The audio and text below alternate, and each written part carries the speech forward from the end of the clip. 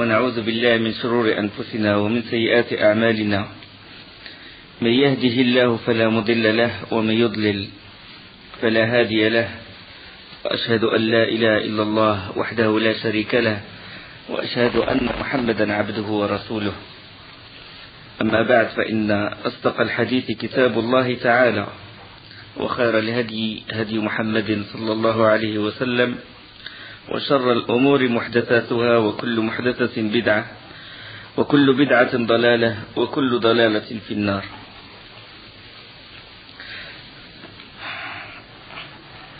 Alhamdulillah, Allah subhanahu wa ta'ala a fait triompher le prophète sallallahu alayhi wa sallam et les compagnons.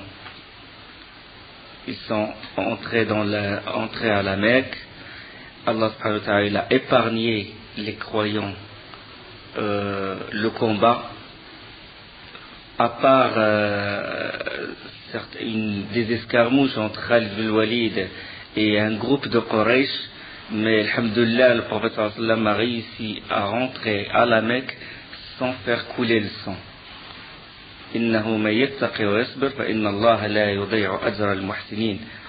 Celui qui craint Allah, qui patiente, Allah ne fait pas perdre le salaire des bienfaiteurs. Il a patienté, sallallahu alayhi wa sallam, il a tout fait pour que le sang ne coule pas à la Mecque.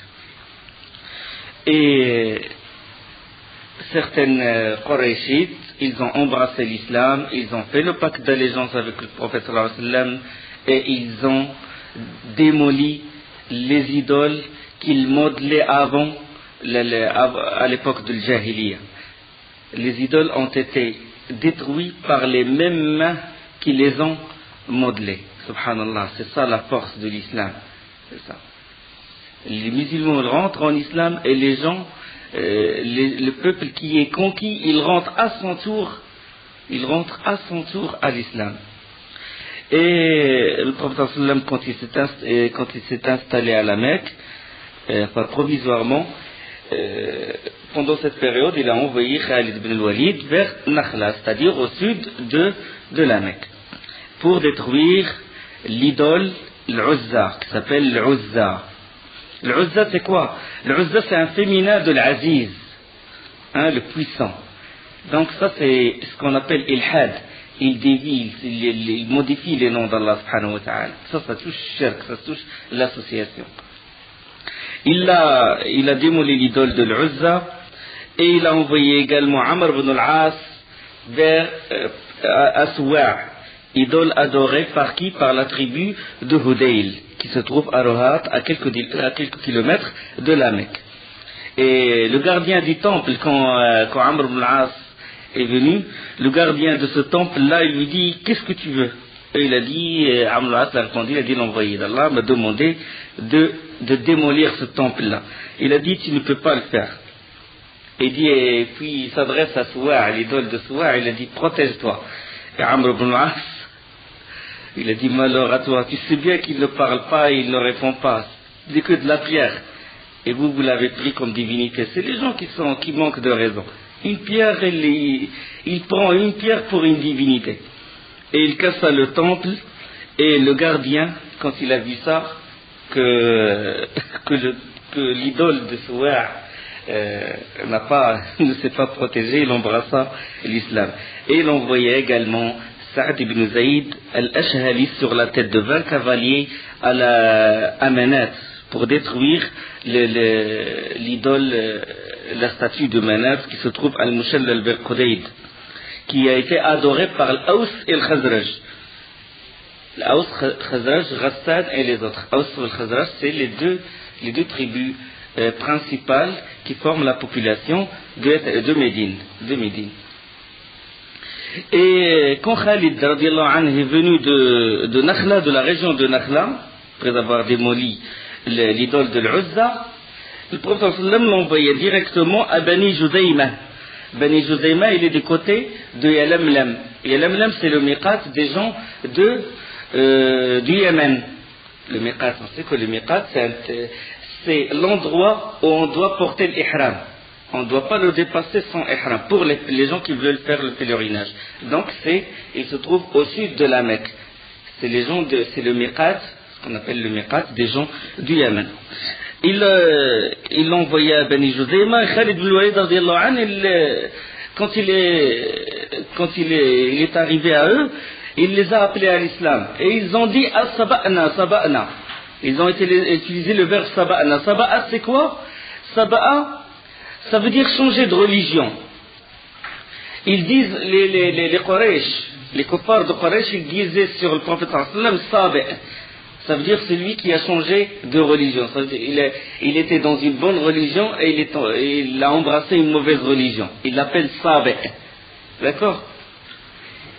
Et puis d'autres disent non, Saba'a, ça veut dire qu'il est sorti de la mécréance, il est rentré en islam. Il a changé de religion. Donc ils disent sur le prophète sallam qu'il est Sabi'. Enfin, ils le prennent en dérision, tout comme ils disent maintenant des gens de la Sunna, ils les appellent les fondamentalistes, ou les assimilionnistes, ou des termes que les mécréants utilisent. Et quand Khalid il a entendu ça, il les a entendus dire Saba'na, Saba'na, il a cru qu'ils disent nous avons mécru. Et eux, ils veulent dire qu'ils ont cru, qu'ils ont embrassé l'islam, mais ils n'ont pas su trouver le terme. Ils n'ont pas su dire Aslamna. Ils ont dit Saba'na, ça veut dire nous avons embrassé l'islam. Lui, il a cru qu'ils ont dit nous avons mécru, et il commença à les tuer. Et il a pris des prisonniers, et il donna à chaque compagnon un prisonnier, et il leur a dit voilà, chacun il tue son prisonnier.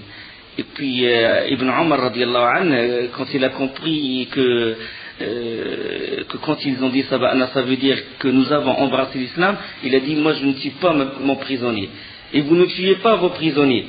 Et quand ils sont allés voir le prophète sallam, ils ont fait le récit de ce qu'a fait Khalid radiallahu anhu, le prophète sallam s'est mis en colère. Il s'est mis en colère, il a dit oh Allah, je suis innocent de ce qu'a fait Khalid, je suis innocent de ce qu'a fait Khalid. Il l'a redit 2 fois, hadith rapporté par le Bukhari 4339. Donc Ibn Omar il a compris que derrière le terme Saba'na c'est Aslamna, ça veut dire nous avons embrassé l'islam, mais Khalid il n'a pas compris ça. Il a dit ils n'ont pas témoigné. Ils n'ont pas témoigné, donc moi je les tue. Leur sang il est halal, il est autorisé. Mais regardez, remarquez une chose, c'est que le prophète sallallahu alayhi wa sallam, il n'a pas écarté Khalid ibn Walid. Il ne l'a pas isolé, il ne l'a pas puni parce qu'il avait un empêchement, il a mal compris, il a mal interprété le terme. Donc il l'a excusé. D'accord?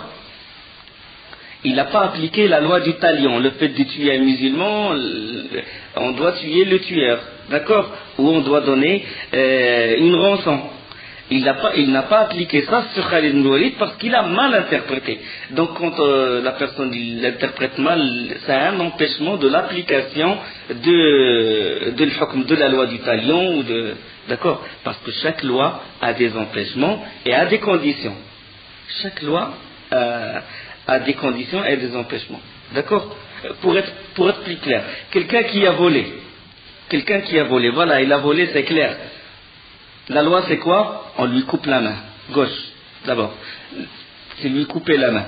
Mais il y a un empêchement à cette application, c'est qu'il y a la famine dans le pays. Donc on n'applique pas cette loi. On va lui couper, il y a un empêchement, c'est qu'il n'a volé qu'un quart de dinar. Et le prophète sallam a dit la qata'a fi rub'i dinar, on ne coupe pas au-dessous d'un quart du dinar. Donc si on estime la valeur, enfin, la devise de l'époque de 100 francs ou une somme comme ça, on ne coupe pas la main pour ça. D'accord? Donc ça c'est un empêchement. Donc pour chaque loi, il y a des empêchements et des conditions. Maintenant l'initiative qui venait d'assurer au prophète sallam un succès définitif sur les Quraysh et la destruction du temple de l'Uzza et de Manat, il n'a fait quoi? Il n'a fait qu'augmenter les inquiétudes des tribus qui sont proches de la Mecque. Par exemple, les tribus de Hawazin et d'autres tribus environnantes. Et donc, qu'est-ce qu'ils ont fait? Les clans de ces tribus-là, ils se sont réunis. Ils se sont réunis et ils ont décidé de s'allier avec la tribu de Hawazin, la pire ennemie qui existe après Quraysh, la pire ennemie des musulmans. Ils se sont réunis. Ils ont dit il vaut mieux qu'on se réunisse pour combattre Mohammed et ses compagnons. Et Thaqif en totalité il s'engagea. De même Nasr et Jusham, ça c'est des tribus en totalité aussi. Saad ibn Bakr, quelques individus de Bani Hilal, mais de Hawazin, la tribu principale, ni Ka'b ni Kilab ne s'y trouvaient. Ça veut dire des clans de cette tribu n'ont pas participé. Donc une partie a participé à cette grande réunion et se sont préparés pour combattre le prophète, mais l'autre partie non. J'ai dit bon, ils se réunirent et se sont consultés, les chefs. Ils ont dit maintenant qui pourrait empêcher Mohammed de nous attaquer, il serait prudent maintenant de le devancer. Parce que si on va l'attendre jusqu'à ce qu'il vienne à nous, c'est la grande humiliation. Il vaut mieux que nous on sort et on va le combattre. Et leur commandant en chef, c'était un jeune homme. Certaines versions ils disent qu'il est âgé de 24 ans, d'autres d'une trentaine d'années, très jeune. Il s'appelle Malik ibn Aouf, le Nasrid. C'est lui le commandant de toute la troupe, de Hawazin, de Thaqif, de Nasr, de Jusham, de Saad ibn Bakr et de tous ces troupes-là. Et ces agissements-là n'échappèrent pas au prophète sallallahu alayhi wa sallam qui dépêcha Abdullah ibn Abi Hadrad al-Aslami. Abdullah ibn Abi Hadrad al-Aslami. Il l'envoya chez Hawazin comme éclaireur, comme espion. Et il rentra dans ce clan-là et il a passé une journée ou 2 jours. Et il revint vers le prophète sallallahu alayhi wa sallam et il lui fit le récit de ce que préparait Hawazin, le courage des hommes. Et le prophète sallallahu alayhi wa sallam, qu'est-ce qu'il a fait? Il a dit on va sortir pour les combattre. Il décida d'aller lui aussi pourquoi? Parce que maintenant les Qurayshites, ils viennent de se convertir, c'est des nouveaux convertis. Donc il veut épargner la Mecque, il ne veut pas qu'il y ait un combat à l'intérieur de la Mecque. Parce que certains nouveaux convertis ou les autres mécréants à qui le prophète sallallahu alayhi wa sallam a donné sécurité, ils risquent de changer d'avis et de combattre le prophète sallallahu alayhi wa sallam. Et ils risquent d'être, si vous voulez, pris en sandwich entre les deux clans de Hawazin d'un côté et les Quraysh de l'autre côté. Donc il veut épargner ça, il a dit on va sortir et on va les combattre. Et il décida de sortir sallallahu alayhi wa sallam et il alla voir Safwan ibn Umayya. On a parlé de Safwan ibn Umayya et que le prophète sallallahu alayhi wa sallam lui a donné 4 mois de délai. Il a dit réfléchis tranquillement et décide si tu veux embrasser l'islam ou non. Il alla le voir et il a dit à Safwan ibn Umayya, il a dit je veux t'emprunter les côtes de mailles, les dira, ce qu'on appelle le dira, les boucliers et tout, et les armes. Il sait que Safwan ibn Umayya il a beaucoup d'armes, il vendait ça, il fait le commerce dans les armes. Et Safwan ibn Umayya, il a dit, est-ce que c'est une transaction ou tu veux les prendre par force? Le prophète sallam il a dit non, c'est un emprunt qui devait être payé et je te le garantis. Subhanallah. Comment le prophète sallam qui est rentré à la Mecque, il est rentré à la Mecque et c'est lui le chef, il a droit à tout. Il a droit à tout, c'est un butin. Et pourtant, il n'a pas pris les armes de Safwan ibn Umayya, il n'a rien pris. Il a dit non, je ne vais pas les prendre par force, tu me les prêtes, tout simplement. L'imminence du prophète sallallahu alayhi wa sallam, le bon comportement, la bonne moralité. Wa innaka la'ala khuluqin 'azim. Il a dit c'est un emprunt qui doit être restitué. Hadith rapporté par Abu Daoud. Les savants ils se basent sur cette histoire. Ils se basent sur cette histoire, sur le fait qu'on peut emprunter les armes des mushrikines, si on veut pour combattre d'autres mushrikines, pour combattre d'autres mécréants. D'accord? Mais ça fait beaucoup de polémiques, ça crée beaucoup. Certains savants ils disent non, écoutez, Safwan ibn Umayya ce n'était qu'un individu, ce n'est pas un État, et le prophète sallallahu alayhi wa sallam était en état de force, et Safwan ibn Umayya en état de faiblesse, donc si ces conditions sont requises, l'émir il a le droit d'emprunter les armes. D'accord? Bon, ça fait il y avait beaucoup de controverses là-dessus. Revenons sur ce qui se passe maintenant chez les Hawazin. On a parlé de Malik ibn Auf, le jeune homme qui est le chef. Il ordonna à l'armée de s'avancer. 20 000 combattants. 20 000 combattants. Avec, en plus, des femmes et des enfants et même le bétail. Il a traîné même le bétail avec lui. Et parmi ces combattants, il y a un homme qui fait partie de la tribu de Jusham. Il s'appelle Zurayd ibn Sunnah, un vieillard aveugle. Ils disent de lui qu'il a 160 ans. C'était l'un des grands héros de l'Jahiliya. Il a participé dans beaucoup de guerres. Tout son corps est plein de blessures. Il a une grande expérience dans le domaine, dans le combat. Et chaque fois que Hawazin il fait la guerre avec une autre tribu, il l'emmène avec eux parce que il lui demande conseil quand ils ont besoin de quelque chose, parce que lui il est très expérimenté. Donc il l'emmène. Et il ne se tenait pas, il ne peut pas se tenir sur un chameau, il le met sur la houde, sur le palanquin, qui est utilisé pour les femmes. Mais sans toit, il n'a pas de toit. Ils le mettent sur un palanquin comme ça pour qu'il tienne dedans, pour qu'il soit en équilibre sur sa monture. Et puis Zurayd ibn Sunnah, aveugle, il ne voit rien. Il a dit: dans quelle vallée êtes-vous? Ils ont dit: nous sommes à Autas, une région de Autas. Il a dit: c'est un bon terrain pour les chevaux, ni dur éprouvant, ni mou émouvant. Donc c'est un bon terrain. Il est ni dur, ni très mou.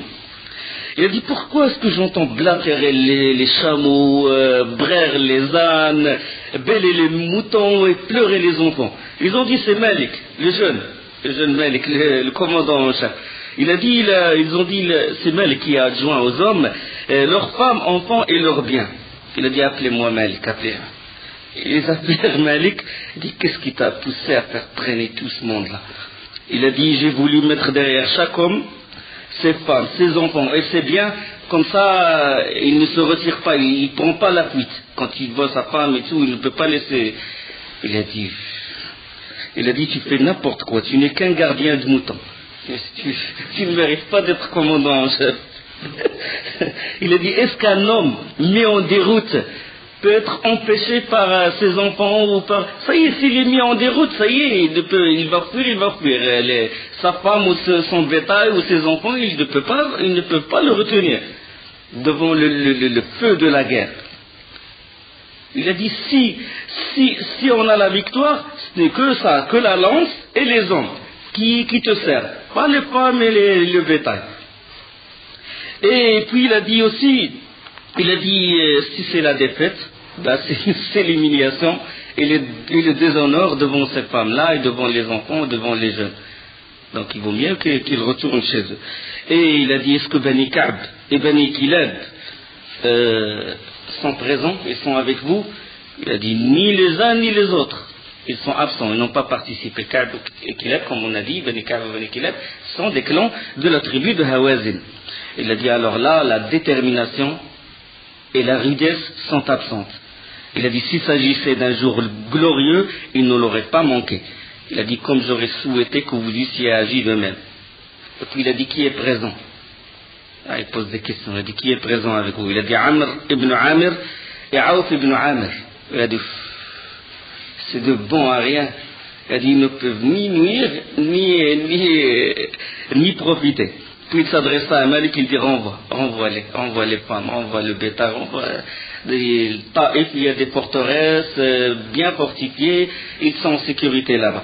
Et puis Malik, il est gêné par les critiques de Zurayd ibn Sunnah. Il a dit: tu as vieilli, tes idées aussi ont vieilli, je ne vais pas t'obéir, je vais les laisser avec moi. Et puis les gens, les chefs des autres troupes, ils commencèrent à discuter entre eux et tout. Ils ont dit: bon, Zurayd, peut-être il a raison. Et quand Malik ibn Auf, il a senti qu'il penche, que les gens ils penchent du côté de Zurayd ibn Sunnah, il a pris l'épée, il a mis la poignée de l'épée par terre et le bout de l'épée sur son ventre, comme ça.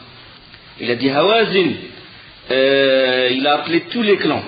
Il a dit: écoutez, si vous m'obéissez pas, je vais descendre sur cette épée-là avec tout mon poids, jusqu'à transpercer mon dos.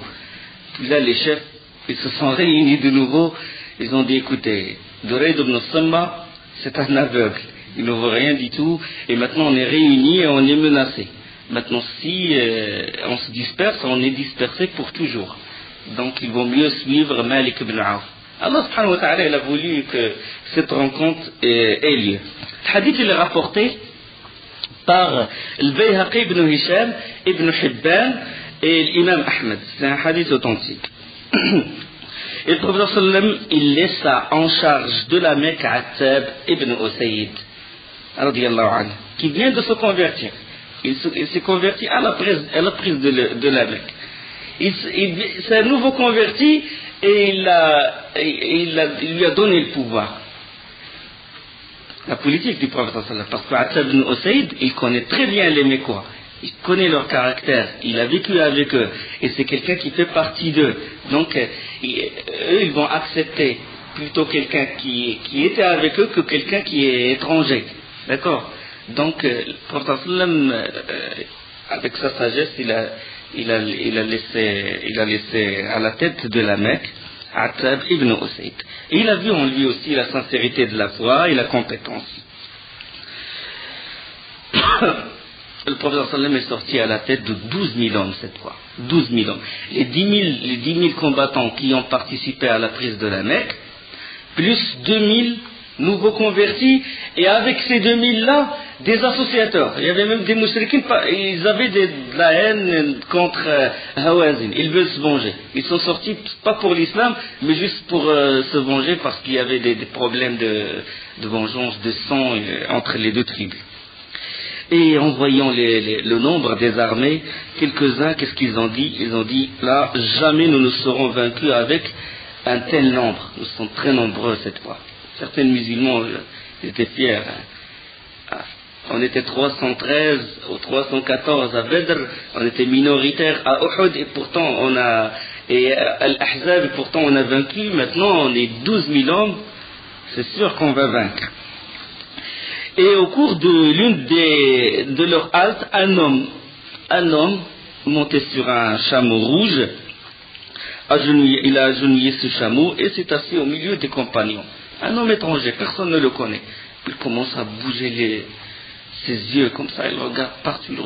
Et puis d'un seul coup, il s'est levé, puis il détacha la bride de son chameau, et puis poussa violemment son chameau. Et les compagnons, ils ont compris que c'est un espion. Ils ont compris que c'est un espion, et ils se mirent à sa poursuite. L'un des compagnons se mit à sa poursuite. Et Salam ibn al-Aqwa, lui-même qui rapporte ce hadith, rapporté par l'imam Muslim, hadith sahih, il l'a poursuivi, sans prendre sa chamelle. Il l'a poursuivi à pied. Il a dit, j'ai réussi à devancer mon compagnon, et j'ai atteint cet homme-là, et j'ai pris la bride du chameau de cet espion-là, et j'ai agenouillé le chameau, et je l'ai tué avec mon épée. Et j'ai ramené le chameau avec tout ce qui est dedans et tout. Et le prophète sallam, il a dit, c'est qui a tué cet homme-là? Ils ont dit, oh, envoyé d'Allah, c'est Ibn al-Aqwa. Il a dit, il a droit à tout ce qu'il a pris. Donc, ce qu'on appelle selb, c'est pas le ghanima. Là, on appelle ça selb. Selb, ça veut dire que si un musulman et un mushrik se rencontrent dans une bataille, et puis que le musulman il tue ce kafir-là, il a le droit de prendre ses affaires. Ça ne rentre pas dans le butin qui est partagé, le 1/5 et les 4/5 pour les combattants. 1/5 pour l'émir et les 4/5 pour les combattants. Non, ça c'est ce qu'on appelle selb. Il peut prendre sa tenue, il peut prendre le matériel qu'il avait et tout. Hadith, comme j'ai dit, rapporté par l'imam Muslim, 1754, Abu Daoud, Tahawi et l'imam Ahmed. En marchant à Hunayn, c'est à Hunayn qu'a eu lieu la rencontre. Taif, à Hawazin, c'est au sud de la Mecque. Donc Hunayn, c'est au milieu. Quelques nouveaux convertis, ils virent un arbre que les idolâtres rendaient visite et suspendent leurs armes. Ils ont vu un arbre, les associateurs, ils mettent leurs armes, ils suspendent leurs armes à cet arbre-là. Ils cherchent la bénédiction et tout. Et puis, ils ont dit au prophète sallam, envoyé d'Allah, désigne-nous un arbre de bénédiction comme eux, ils ont cet arbre-là. C'est-à-dire, eux, ils tirent la bénédiction de cet arbre-là. Quand ils veulent combattre, Les mécréants, quand ils veulent combattre et tout, ils suspendent leurs épées sur les branches de cet arbre pour qu'elles tirent la bénédiction, pour qu'elles leur donnent la victoire.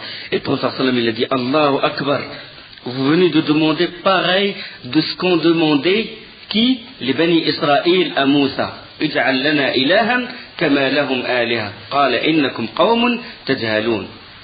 Le prophète sallam a récité le verset de Surat Al-A'raf. Quand le peuple de Moussa, Bani Israël, ils ont dit à Moussa alayhi salam, le verset, désigne-nous une divinité semblable à leur Dieu. Il dit, Moussa, le pronom il revient à Moussa, il dit, vous êtes certes des gens qui transgressent par leur ignorance. Qala innakum qawmun tajhalun. La sourate Al-A'raf, sourate 7, et le verset 138. Et le prophète sallam il a dit, innaha sunan, voilà les coutumes. Vous allez cheminer sur les mêmes voies de ceux qui vous ont précédés. Ça veut dire qu'il est déconseillé de faire ça, de ressembler aux kuffar, de chercher la bénédiction bien sûr, selon des versions des savants, ils ont dit que eux, ils ne veulent pas, ils n'ont pas voulu adorer cet arbre, mais juste que le prophète sallam, il leur désigne un arbre, comme ça ils tirent la bénédiction. Ils ne veulent pas associer cet arbre avec Allah subhanahu wa ta'ala. Mais rien que le fait de ressembler aux mécréants, c'est déconseillé. D'accord? Donc imiter les associateurs, c'est déconseillé. Hadith il est authentique, il est rapporté par l'imam At-Tirmidhi. L'armée de Hawazin a devancé les musulmans à Hunayn, l'endroit où va avoir lieu la confrontation, c'est à Hunayn. L'armée de Hawazin, ils sont arrivés les premiers. Et arrivés au débouché de Hunayn, Hunayn c'est quoi? C'est un wad, c'est comme un wad, une grande vallée. Là, il y a une piste, les pentes sont très raides, on peut dire ça. Ouais. Abrupt, c'est ça? Ouais. C'est une vallée où les pentes sont très raides. Et Malik ibn Auf, il donna l'ordre de faire halte à cet endroit, et puis sous les instructions de Durayd ibn Simma, parce que Durayd ibn Simma, quand il a vu ça, il a dit bon, il a appelé Malik ibn Auf, il a dit tu m'as désobéi dans ça, ben, obéis-moi dans autre chose. Il a dit prépare des embuscades. La vallée, il a des pentes très abruptes, et il y a des creux à l'intérieur, il y a ce qu'on appelle des cavernes. Il vaut mieux d'envoyer tes cavaliers, tes hommes, qu'ils se cachent dans ces trous-là. Comme ça, ils s'embusquèrent dedans. Et il a obéi. Et puis un homme est venu voir le prophète sallallahu alayhi wa sallam à l'heure de la prière, un cavalier. Il dit, envoyé d'Allah, j'ai grimpé telle montagne à tel endroit, et j'ai vu Hawazin en grand nombre, les combattants, le bétail. Et le prophète sallam il a souri, il a dit, ce sera Inch'Allah le butin des musulmans. Et puis le prophète sallam il a dit, quand il a fait halte à l'endroit, il a dit, qui va assurer la garde cette nuit. Et puis Anas ibn Abi Marsad al-Ghanmi radiyallahu anhu, il a dit, moi envoyé d'Allah. Puis le prophète sallam lui a dit, bon, monte cette montagne, cette haute montagne, et assure la garde là. Et sur ton cheval, tu vas assurer la garde. Le matin, Anas ibn Mas'ud radiyallahu anhu, il est venu voir le prophète sallam, il a dit, envoyé d'Allah, je n'ai rien vu. Et le prophète sallam lui a dit, est-ce que tu es descendu de ton cheval? Il a dit, non, envoyé d'Allah, sauf pour faire la prière ou pour faire mes besoins. Toute la nuit sur son cheval. Le prophète sallam il a dit, Inch'Allah, le paradis t'est accordé. Hadith rapporté par Al-Hakim, Ibn al-Mundir et Ibn Mardaway, la récompense de celui qui fait ce qu'on appelle le ribat fi sabilillah, le gardien fi sabilillah. Donc quand Malik ibn Auf il a campé près de Wad Hunayn, de la vallée de Hunayn, il a fait ce qu'a dit Durayd ibn Simma. Et le prophète le lendemain matin, de bonne heure, juste après le Fajr, il a demandé à la troupe d'avancer. Ceux qui sont devant, c'est la troupe de Khalid bin Walid radiyallahu anhu, 1000 hommes. Et Malik ibn Auf, il a déjà mis ses hommes dans les pentes de cette vallée-là. Il y avait beaucoup de creux dedans, beaucoup d'endroits qui sont propices pour faire une vraie embuscade. Et il a su déjà que le prophète sallam, que l'armée des musulmans va obligatoirement passer par cette vallée. Khalid radiallahu anhu, à la tête de ces 1000 hommes, il s'avança, puis il faisait encore sombre, la vision était confuse, et puis la pente très raide, donc ils doivent descendre un par un, parce qu'ils peuvent, les chevaux ils peuvent glisser, ils peuvent s'entrechoquer comme ça, donc ils descendent doucement, mais les autres, ils ont déjà préparé l'embuscade, et brusquement, Malik ibn Auf, il a donné le signal. Il a dit déjà, dès que je donne le signal, vous sortez les épées et vous cassez les fourreaux. Pour ne pas rendre les épées. Il veut un coup déterminant. Il ne veut pas passer, il ne veut pas tarder. Il veut juste un coup, un vrai coup. Et puis, ils sont sortis comme ça, ils ont brusqué les musulmans, en plus la vision sombre et tout. Les Bani Sulaym qui étaient à la tête, parce que c'était Bani Sulaym, ils furent surpris par cette embuscade. Ils furent surpris par cette embuscade, en plus de la pente qui est très très raide. Ils ne peuvent ni s'enfuir ni à droite ni à gauche. À droite, les troupes de Hawazin, à gauche, les troupes de Hawazin. Ils n'ont qu'une solution, c'est de faire demi-tour. Et quand ils ont fait demi-tour, ils ont essayé de remonter la pente. Les autres sont là-haut, ils ne regardent rien, parce que ceux qui sont là-haut, ils ne voient pas ce qui se passe en bas, tellement la pente est abrupte, si vous voulez, et ils commencèrent à s'entrechoquer. Les chevaux, les chameaux à s'écraser entre eux. Les autres qui sont là-haut, ils poussent les gens, ils poussent les combattants, et les autres, ils remontent la pente. Et l'un des compagnons, il a dit, par Allah, j'ai vu les chevaux, les chameaux, les uns monter sur les autres. Et les gens, les uns montaient. Et en plus, dans Bani Sulaym, il y avait des nouveaux convertis, ils n'ont pas tenu. Et Khalid, malgré tout, il a essayé de résister, mais il est tombé de son cheval, blessé partout. Et tout le monde, maintenant, il a commencé à prendre la fuite. Ils commencèrent à prendre la fuite, les nouveaux convertis et tout. Et quand les musulmans, les vrais croyants, quand ils ont vu toute une vague de compagnons des autres musulmans déferler vers eux, ils ont dit que quelque chose de très dangereux s'est passé. Et eux aussi, ils ont pris la fuite. Même les vrais croyants, quand la personne, quand il voit tout un monde déferler vers lui, il va croire que c'est vraiment... même s'il est courageux, il va tourner le dos. Et ils ont pris la fuite, ils ont traîné avec eux, même les vrais croyants. Et seul, le prophète sallallahu alayhi wa sallam, il était dans un côté, et puis il y avait seul 100 hommes avec lui.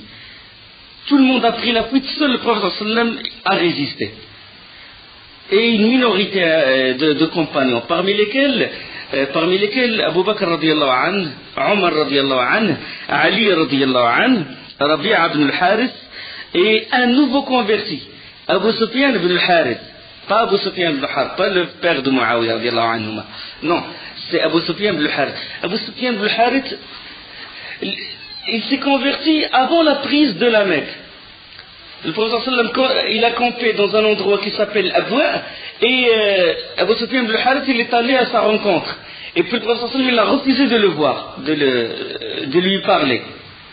Et il a dit, par Allah, soit tu me laisses rentrer chez toi, parce que les compagnons l'ont interdit, ou bien je vais aller avec mes enfants et ma femme et tout, je vais crever dans le désert. Et le prophète sallam, il a dit, faites-le rentrer. Il a embrassé l'islam, et subhanallah, il est resté avec le prophète sallam, il a tenu le coup avec le prophète sallam.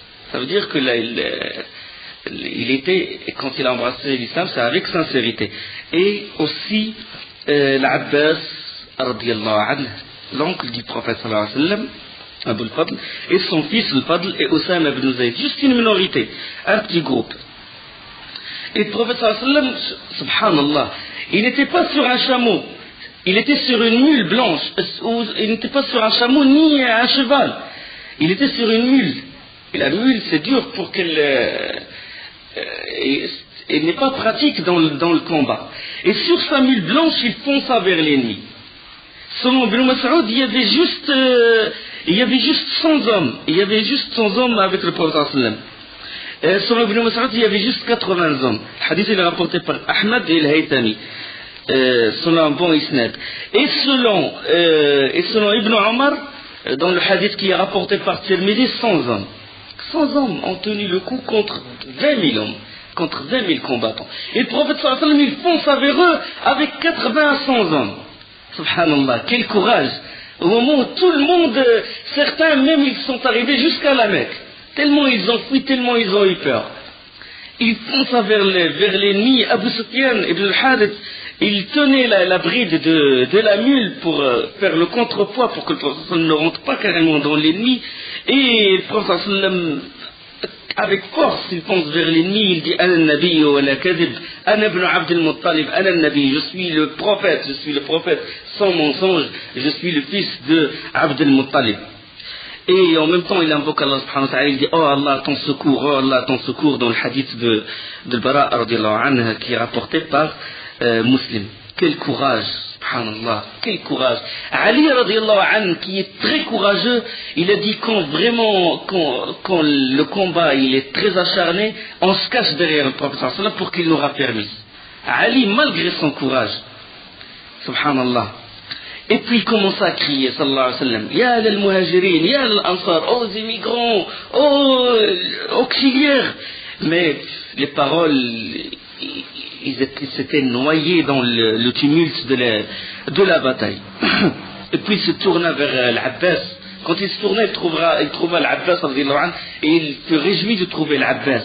Et puis il dit oh l'Abbas, appelle les gens, appelle.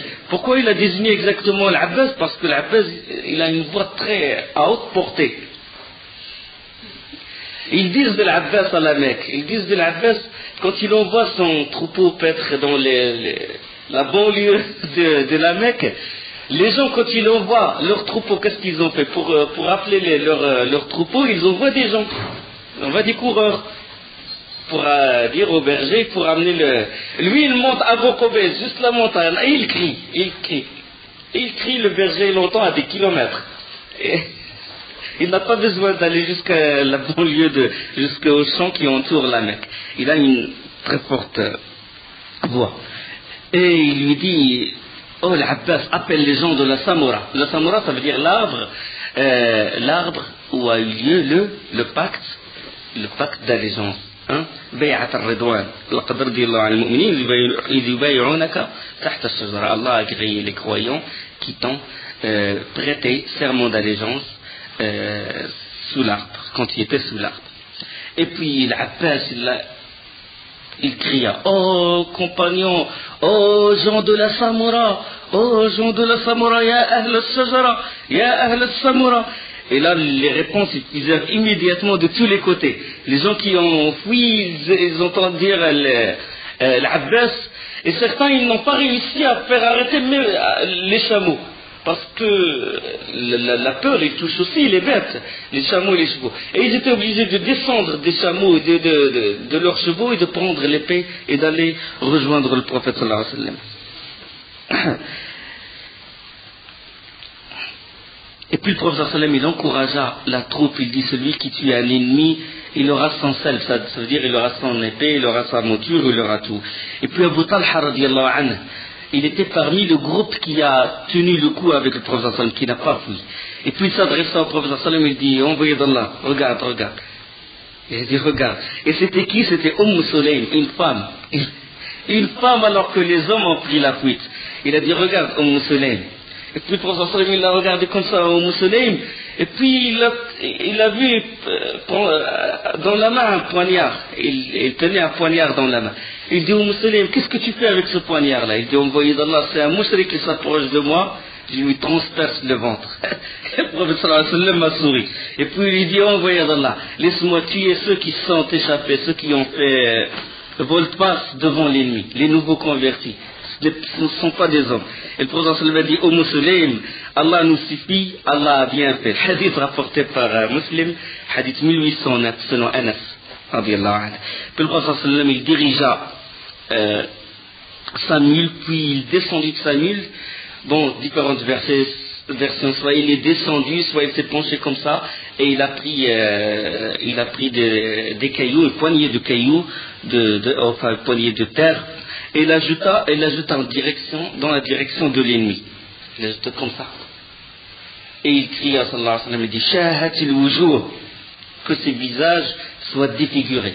Ibn Mas'ud, radiyallahu anhu, Ibn Mas'ud, il a dit, quand le prophète sallallahu alayhi wa sallam a jeté cette terre-là, c'était du sable, il a jeté ça vers l'ennemi, il a dit, j'ai vu tous les mécréants qui sont en face de moi, tous en train de s'essuyer les yeux.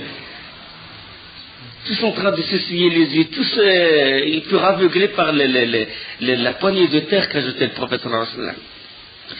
Et le prophète sallallahu alayhi wa sallam, il a dit, ils seront battus par le Seigneur de Mohammed. C'est dans la version de Muslim. Et subhanallah, quand le prophète sallallahu alayhi wa sallam a jeté cette poignée de terre, Allah a jeté la frayeur dans le cœur de l'ennemi. Selon Tabarani, le rapporteur de hadith, il a dit que Yazid ibn Amir al-Saswa'i faisait partie de Hawazin, de la troupe ennemie. Mais il s'est converti plus tard et on lui posa la question. Ils lui ont dit quand l'envoyé d'Allah a jeté cette poignée de terre, qu'est-ce que vous avez ressenti? Et puis il prenait une bassine comme ça et il jeta une poignée de cailloux. Il a fait comme ça, il a bougé la bassine comme ça, avec le bruit que ça fait, il a dit on sentait comme ça dans nos ventres. Subhanallah. Tellement la frayeur qu'a jeté Allah subhanahu wa ta'ala dans leur cœur, parce que la frayeur c'est un des soldats d'Allah subhanahu wa ta'ala, était forte.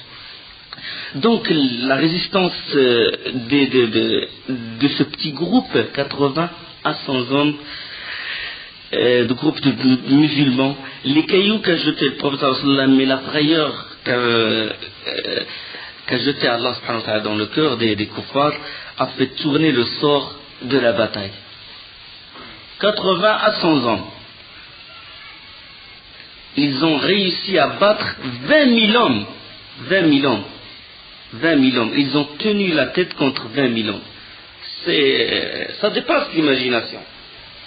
Subhanallah. Mais quand l'iman il rentre, ils s'enracinent dans le cœur des croyants, ils peuvent soulever des montagnes. Mais quand cet iman il part, leurs ennemis ils sont dessus, ils ne peuvent même pas soulever une mouche. Abu Talha radiyallahu anhu, il a réussi à tuer à lui seul 20 hommes.